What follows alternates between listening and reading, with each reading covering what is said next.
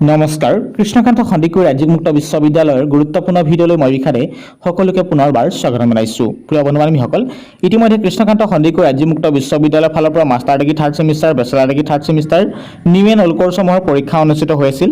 বিশেষ কাৰণবশতঃ 29/5/2024 পৰীক্ষাটো কাৰণবশতঃ পষ্টপন কৰি দিয়া হৈছিল বা পিছুৱাই দিয়া হৈছিল। গতিকে তাৰ বাবে এতিয়া পুনৰবাৰ টাইম টেবুল প্ৰকাশ কৰিলে। গতিকে আপোনাৰ পৰীক্ষা কেতিয়াৰ পৰা অনুষ্ঠিত হ'ব এইটো যে লেটেষ্ট ইনফৰমেশ্যন দিব বিচাৰিছোঁ।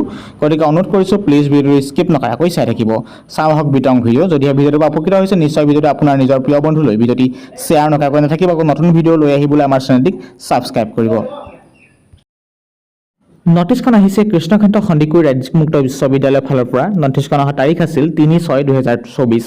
ইয়াত জনোৱা হৈছে regarding reschedule of the postponed examination scheduled on 29/5/2024। গতিকে 29/5/2024 যিটো পৰীক্ষা পষ্টপন কৰিছিল বা পিছুৱাই দিয়া হৈছিল তাৰ বাবে পুনৰবাৰ টাইম টেবুল প্ৰকাশ কৰিলে সেই পৰীক্ষাৰ বাবে।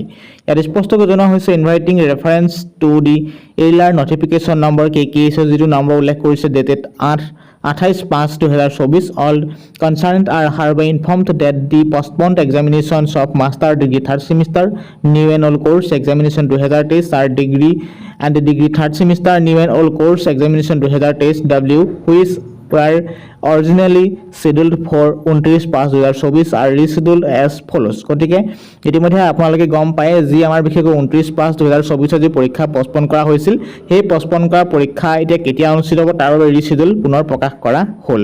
গতিকে চাওঁ বিতং তথ্য। গতিকে master degree third semester new and old course আৰু bachelor degree third semester new and old কোৰ্ছৰ পুনৰবাৰ ৰিচিডিউল প্ৰকাশ কৰিছে, পুনৰ টাইম টেবুল প্ৰকাশ কৰিছে, যিখন 29/5/2024 পৰীক্ষাটো পষ্টপন কৰা হৈছিল। ইয়াত উল্লেখ কৰা হৈছে অৰিজিনেল ডেট এণ্ড টাইম 29/5/2024 আছিল। মৰ্নিং শিফ্ট আছিল 9:30 AM to 12:30 PM আৰু ইভিনিং শিফ্ট আছিল 1:30 PM to 4:30 PM। বৰ্তমান নিউ এক্সাম ডেট ঘোষণা কৰা হৈছে। টাইমৰ সৈতে উল্লেখ কৰিছে 9/6/2024। Morning shift 9:30 AM to 12:30 PM আৰু evening shift 1:30 PM to 4:30 PM। গতিকে আকৌ কৈছোঁ যি master degree third semester, bachelor degree third semester যি 29/5/2024 যি পৰীক্ষা আছিল পৰীক্ষাটো বিভিন্ন কাৰণবশতঃ পিছুৱাই দিয়া হৈছিল, পষ্টপন কৰা হৈছিল। পষ্টপন কৰা এক্সামটো কেতিয়া অনুষ্ঠিত হ'ব ইতিমধ্যে তাৰ টাইম টেবুল প্ৰকাশ কৰিলে। যিটো এক্সাম পষ্টপন কৰিছিল পষ্টপন কৰা এক্সামটো 9/6/2024 অনুষ্ঠিত হ'ব। দুইটা শিফ্টতে অনুষ্ঠিত হ'ব আগৰ দৰে। গতিকে 9:30 AM to 12:30 PM সেইটো কথা মনত ৰাখিব। ঠিক সেইদৰে ইভিনিং শিফ্টত উল্লেখ কৰিছে 1:30 PM to 4:30 PM। গতিকে এইটো কথা মনত ৰাখিব। তাৰপাছত উল্লেখ কৰিছে আৰু এটা পইণ্ট উল্লেখ কৰিছে, কোৱা হৈছে existing admit card will be acceptable for the reschedule examinations and will be held at same examination centre as mention in the admit card. গতিকে জনোৱা হৈছে যে আপোনালোকৰ হাতত বৰ্তমান যিটো এডমিট কাৰ্ড আছে সেই এডমিট কাৰ্ডটো পুনৰ নিৰ্ধাৰিত পৰীক্ষাৰ বাবে গ্ৰহণ কৰা হ'ব, গ্ৰহণযোগ্য হ'ব। আৰু যি আপোনালোকৰ চেণ্টাৰ আছিল এডমিট কাৰ্ডৰ সেই চেণ্টাৰতে আপোনালোকৰ এই পৰীক্ষাটো অনুষ্ঠিত কৰা হ'ব।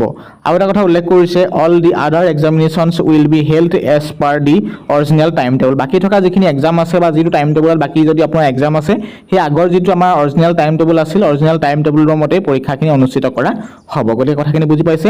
অৱগত this is ইছুড with the approval of the vice chancellor controller examination signature মাৰিছে 3/6/2024।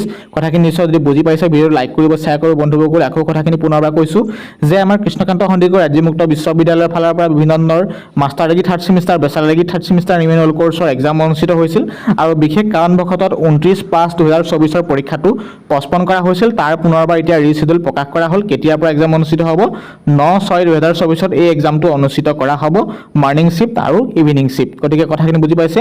আৰু যিটো আপোনালোকৰ হাতত বৰ্তমান এডমিট কাৰ্ড আছে এডমিট কাৰ্ডটো এতিয়া যি নিৰ্ধাৰণ কৰিছে টাইম টেবুল সেই টাইম টেবুলত আপোনালোকে আগৰ এডমিট কাৰ্ডটোৱে গ্ৰহণ কৰা হ'ব, গ্ৰহণযোগ্য হ'ব। আৰু আপোনালোকৰ ছেইম এক্সাম চেণ্টাৰতে আপোনালোকে এক্সাম দিব লাগিব এই পৰীক্ষাটো। গতিকে বাকী যিখিনি এক্সাম আছে হ'বলৈ বাকী থকা এক্সামখিনি আগৰ যিটো অৰিজিনেল টাইম টেবুল আছিল সেই অৰিজিনেল টাইম টেবুলৰ মতেই আপোনাৰ বাকী থকা পৰীক্ষাখিনি অনুষ্ঠিত কৰা হ'ব।